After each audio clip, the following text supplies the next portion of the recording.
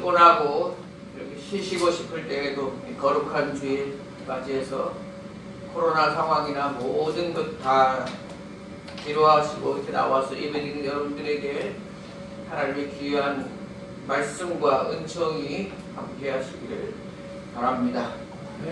함께 지어져 가야 하는 제목으로 에베소서 2장 11절에서 22절의 말씀을 가지고 하나님 말씀 선포할 때에 하나님의 음성을 듣는 시간 되기를 소망합니다.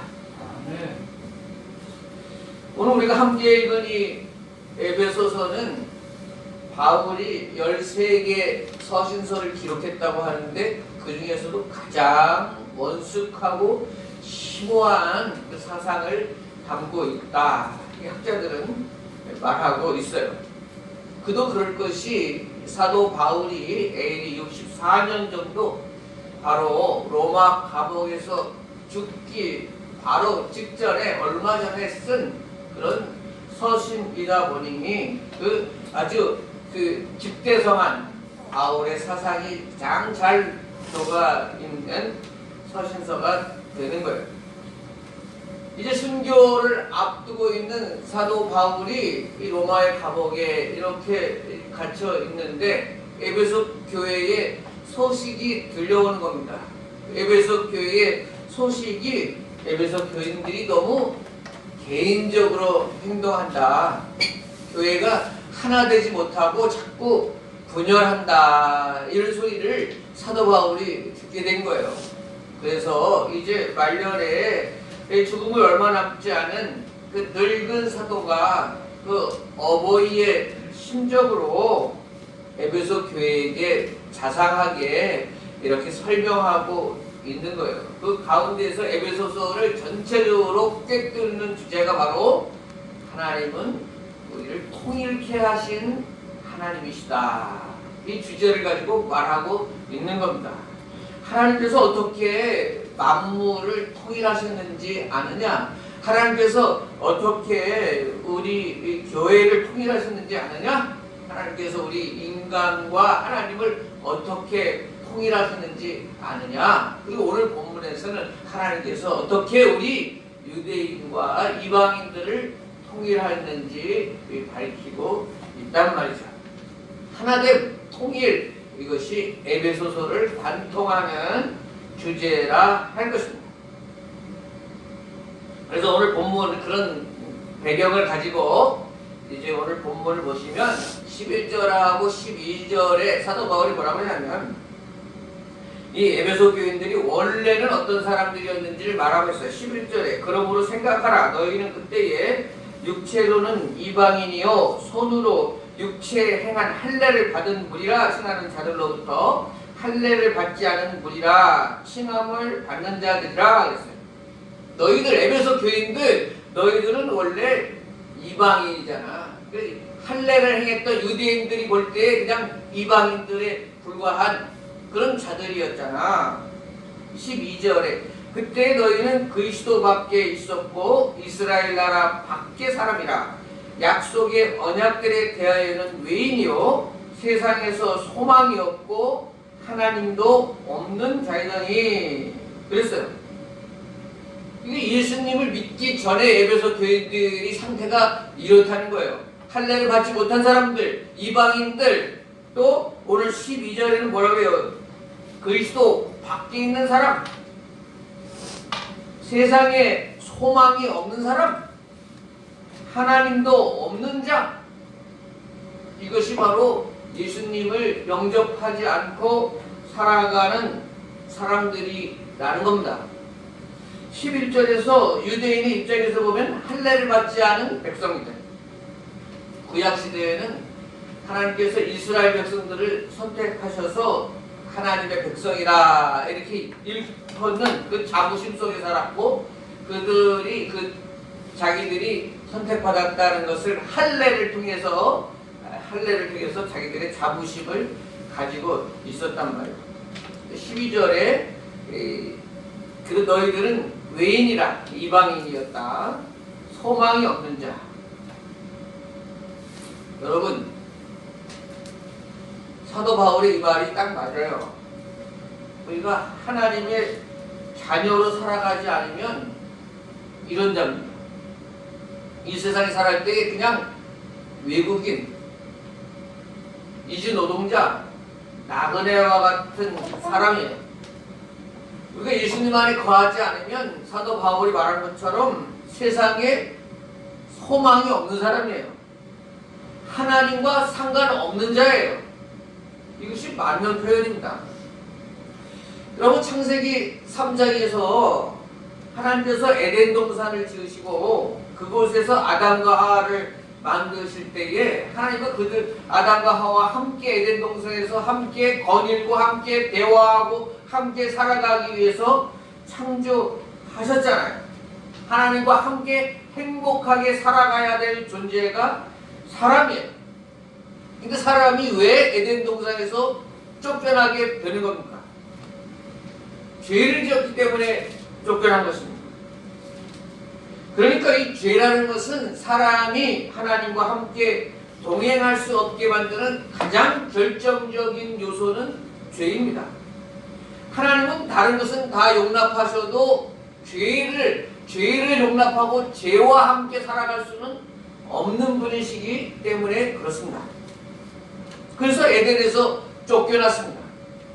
다시 아담과 하와가 에덴으로 돌아올지 모르기 때문에 하나님께서는 불칼, 화영금이라고 해서 불칼을 돌게 하시면서 천사들로부터 지키게 하십니다. 이것은 뭐냐면 다시는 다 들어올 수 없다는 것입니다. 이것은 철저하게 사람이 하나님으로부터 갈라져 나갔다, 벗어났다라고 하는 것을 상징적으로 표현하는 사인입니다. 오늘 예수님 믿기 전에 이 에베소 사람들을 지칭하듯이 사람들이 이 땅에서 그냥 살아가면서 예수님과 상관없이 살아간다면 역시 외국인처럼 살아가는 것이고 나그네처럼 살아갈 수밖에 없는 존재라고 하는 것입니다. 여러분, 그렇게 하나님 없이 살아가는 인생이 결과가 어떻게 될까요? 이사야 53장 6절 우리는 다 양 같아서 그릇 행하여 각기 제 길로 갔거늘. 하나님 없이 사는 인생들은 각기 제 갈 길로 갑니다. 그런데 자기 길로 갔다는 것은 점점 하나님과 멀어지는 길로 갈 수밖에 없는 것입니다. 구약 성경에도 그렇고 계속해서 예수님도 뭐라고 말씀하시냐면 죄인인 우리 인생을 양에다 비유하셨습니다. 길 잃은 양은 한순간에는 자유가 있어요. 아버지 품을 떠난 탕자는 한순간은 좋아요. 자유가 있는 것 같고 그 돈 가지고 마음껏 쓸 수 있어요. 그런데 양이 자유를 구가한답시고 기껏 광야로 나가면 어떻게 되겠습니까? 다 죽습니다. 빨리 죽느냐 늦게 죽느냐 차이지, 사람 손에 가축으로 길러진 양은 광야로 나가면 반드시 죽습니다. 살 수가 없습니다. 자연 상태에서 태어난 산양은 민첩하고 제 부모로부터 살아가는 법을 배워서 살아날 수 있지만 목자에게 태어나고 길러진 양은 세상으로 나가면 반드시 죽을 수밖에 없습니다. 기다리는 것은 늑대와 맹수의 먹잇감 밖에 되지 않습니다. 목자 없는 양은 죽은 목숨입니다. 그렇기 때문에 사도 바울은 세상에서 소망이 없는 자라를 이렇게 표현했던 것입니다. 이처럼 에덴 동산에서 아담과 하와가 쫓겨난 이유는 죄 때문입니다. 죄 때문입니다. 이 죄는 우리가 하나님과의 교제를 철저하게 끊어버리게 만들었습니다. 그럼 우리가 다시 하나님 품으로 돌아가고 다시 새 에덴 동산으로 돌아갈 수 있는 길은 뭐냐? 그 죄를 제거해야 되는 것입니다. 그 죄가 없어야 하나님께로 나아갈 수 있고 하나님과 화목할 수 있고 하나님의 자녀로 살아갈 수 있다는 것입니다. 그래서 우리 예수님께서 우리가 다시 하나님과 화목할 수 있는 그 길을 신이 여신 것입니다. 십자가에서 예수님이 달려 돌아가심으로 그 구원의 길을 여셨습니다. 예수님께서 우리들이 담당해야 될 그 죄의 짐을 대신 짊어지셨다 하는 것입니다. 받아들여질 수 없는 우리들이 예수님의 그 보혈의 피 공로 때문에 하나님께 나아갈 수 있는 길이 열렸다 하는 것입니다. 참 목자 되신 예수님이 이 길 잃은 우리 양들을 살리시기 위해서 자기 목숨을 내놓으셨다는 것입니다. 예수님께서 자원함으로 십자가에 달리심으로 우리 양들을 대신하여 목자가 죽은 것입니다. 그래서 오늘 어떤 결과가 있어지게 된 겁니다. 오늘 14절에 나오고 있어요. 그는 우리의 화평이시니라 둘로 하나를 만드사 원수된 것 곧 중간에 막힌 담을 자기 육체로 허시고 하나님과 원수된 우리들, 하나님과 우리 사이에 그 걸림돌이 있었던 그것을 예수님이 자기의 육체로 허물었다는 것입니다. 그것은 에덴 동산에 둘러있던 화용검을 걷었다는 뜻이고, 그것은 대제사장이 지성소로 나아가는데 가려박혀있던 그 휘장이 거쳐졌다는 것이고, 그것은 우리들이 하나님께 나아가는데 걸림막이 됐던 죄가 사라지게 되었다는 것입니다. 이렇게 예수님께서 우리가 하나님께 나아가는데 막혔던 모든 장애물을 다 제거해 주셨다. 예수님의 십자가로 다 설명케 해주셨다. 사도 바울이 말씀하고 있는 것입니다. 그리고 우리 인간은 어떻게 해야 이 죄에서 벗어날 수 있는 것입니까? 우리는 죄에 대하여 죽어야 하는 것입니다.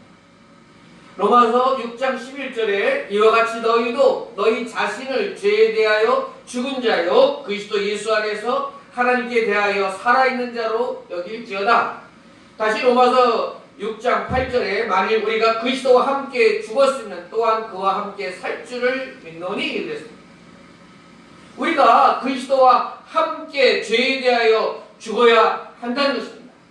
죄에 대하여 우리가 그리스도와 함께 죽어야 한다 이렇게 말씀하고 있습니다. 그럴 때의 죄에서 해방된다는 것입니다. 이 말은 무슨 말이냐면 우리가 예수님을 믿고 우리가 이렇게 믿고 고백하고 선포하는 거예요. 나는 이제 예수님 안에서 죽고 다시 살아났음을 믿습니다.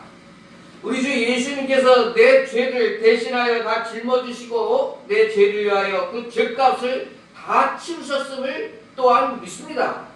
저는 이제 우리 주 예수님 때문에 다시 태어난 새 사람으로 살아감을 믿습니다. 이 고백, 이 믿음, 이것이 바로 예수 그리스도와 함께 우리가 죄에 대하여 죽는 일입니다. 그런 고백이 우리에게 있을 때 우리가 새로운 사람으로 태어나는 것입니다. 하나님의 백성으로 태어나는 것입니다. 하나님의 자녀로 거듭나는 것입니다. 그래 오늘 우리 신부이 그런 고백을 했더니 어떻게 보냈다고요? 19절에 그러므로 이제부터는 너희는 외인도 아니요 나그네도 아니요 오직 성도들과 동일한 시민이요 하나님의 권속이라 그랬습니다. 예수님을 구주로 믿고 고백하는 너희들은 이제 더 이상 외국인과 나그네도 아니라 성도가 되었다. 거룩한 백성, 거룩한 무리가 되었다 하는 뜻입니다. 하나님의 권속, 하나님의 가족이 되었다 이런 뜻입니다. 하나님과 온전히 회복되어서 이제 하나님의 백성으로 살아가게 되었다. 여러분 이를 믿으십니까? 여러분 모든 이런 믿음의 고백 속에 하나님의 백성으로 살아가는 줄로 믿습니다.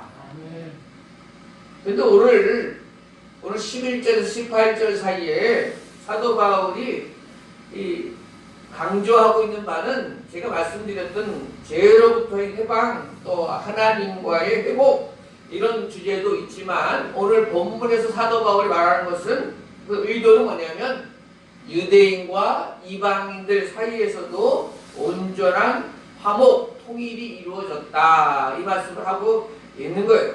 17절, 18절에 보시면 또 오셔서 먼데 있는 너희에게 평안을 전하시고 가까운 데 있는 자들에게 평안을 전하셨으니 이는 그로 말미암아 우리 둘이 한 성령 안에서 아버지께 나아감을 얻게 하려 하심이라 이랬어요.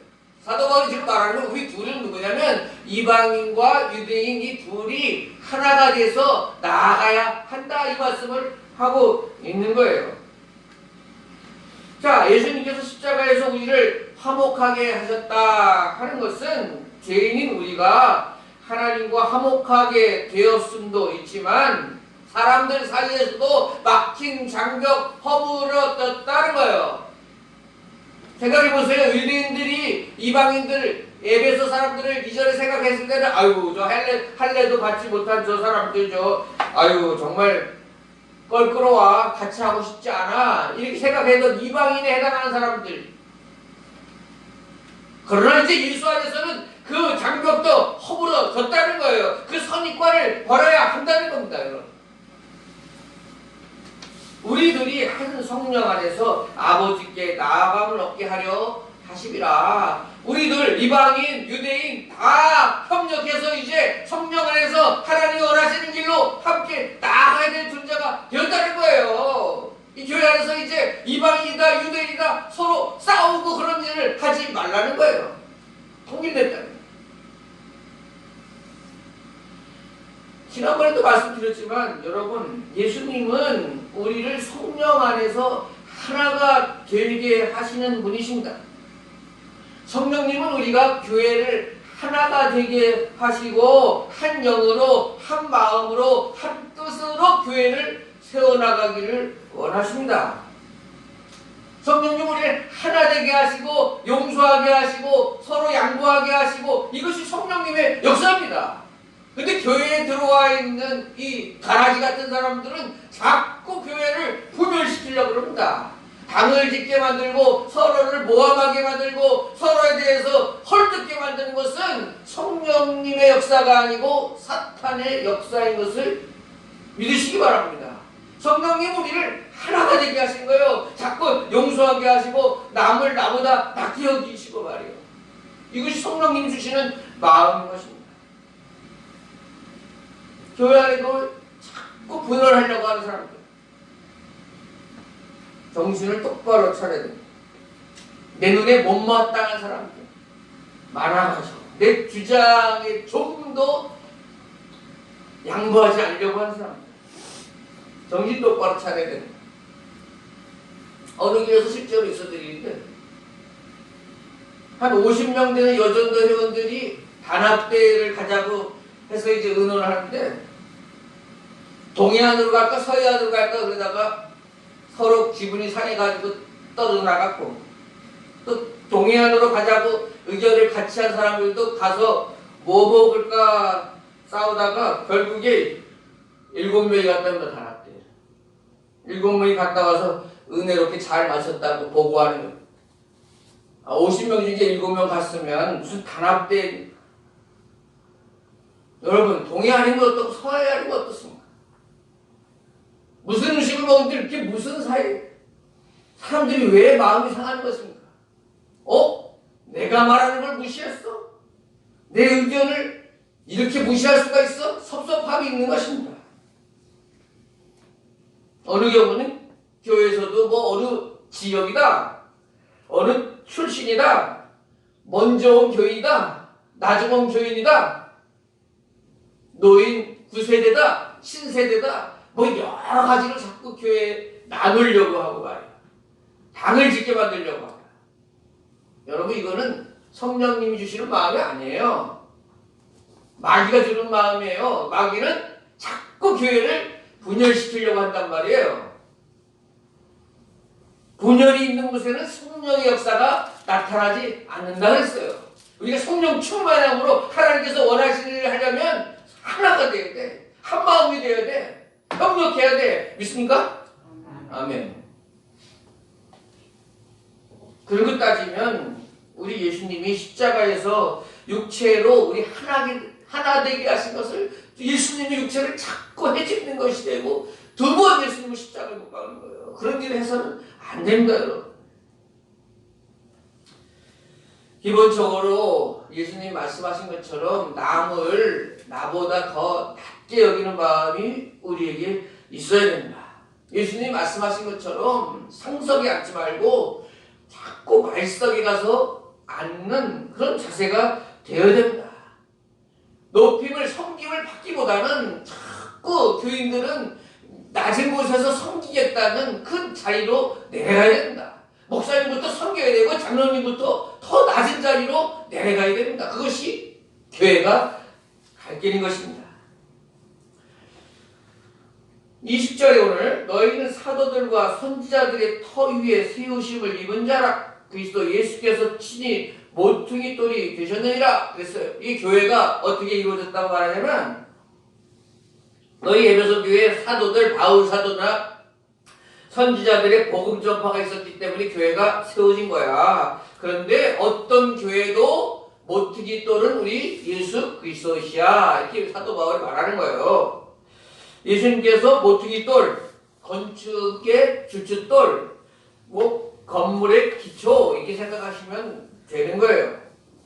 그러니까 이 교회마다 제일 밑바닥에 제일 기초에 누가 계시다? 예수님이 계시다 이렇게 생각하시면 맞습니다.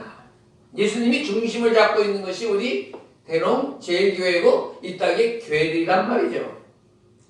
그러면 우리가 제일 주님을 가까이 느끼고 가장 큰 은혜를 받을 수 있는 것은 어디겠어요? 주춧돌인 예수님께로 가까이 가야 되는 거예요. 교회에서도 종탑이나 건물 내벽이나 이렇게 화려한 곳에 가면은 예수님이 가까이 있지 않고 예수님은 저 주춧돌 바닥 기초에 있기 때문에 우리가 더 낮아질수록 예수님과 친밀한 교제가 이루어지는 것입니다. 물은 가장 낮은 곳으로 흘러간다 그랬습니다. 물은 가장 낮은 곳에 임한다 그랬습니다. 성령님, 우리 신약성경도 그렇고 성령님이 물로 표현하고 있고 예수님도 내 배 생수에 가게 흘러가 예수님이 생수가 되시기도 하거든요. 예수님이 거하신 자리가 어디겠어요? 가장 바닥인 거예요. 그걸 꼭 기억하시길 바래요. 그래서 예수님께서도 기도할 때도 그렇고 금식할 때도 그렇고 남에게 알리지 말고 은밀한 가운데 기도하고 은밀한 가운데 금식하고 사람들에게 자랑하지 말고 나대지 말고 은밀하게 할수록 뭐예요? 비밀스럽게 할수록 더 낮아지고 예수님과의 교제만 사모하고 그러니까 그곳이 더 은혜가 풍성하게 되는 거예요.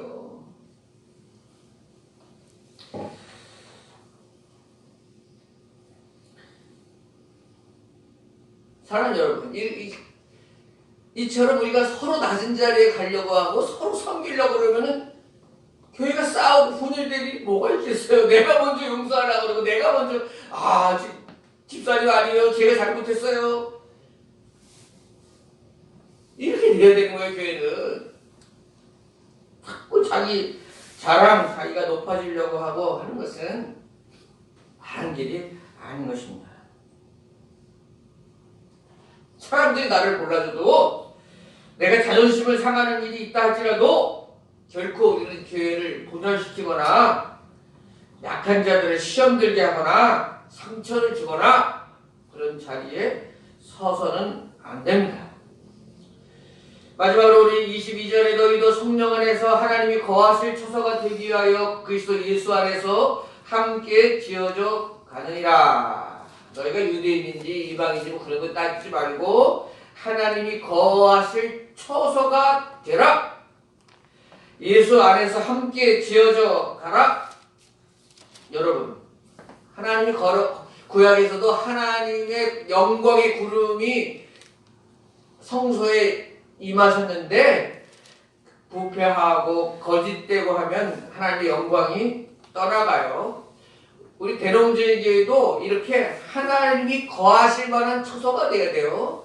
이곳에서 다툼과 분열도 사라지고 이곳에서 경건의 모양만 있고 마음으로 불신하는 자리에서 떠나가야 되고 이것에서 자기 자랑과 내세우는 일이 있으면 성령님이 거하실 만한 장소가 되지 못한다 하는 것입니다. 말씀을 마칩니다. 우리는 외국인과 나그네와 같은 세상에 소망이 없던 자였는데 이렇게 예수님을 믿고 하나님의 백성, 하나님의 식구로 살아가게 해주신 아버지께 감사해야 될 것입니다. 그리고 성령께서 우리 교회가 하나 되게 하시는 것, 그것을 잘 지켜나가는 우리 모두가 되어야 합니다. 그리고 성령께서 하나 되신 것을 잘 지켜나가기 위해서는 우리가 먼저 말석에 가려고 하고 먼저 낮은 자리에 임하려고 하고 먼저 섬기려고 하는 그 정신이 바로 예수님의 마음인 것을 꼭 기억하시기를 바랍니다.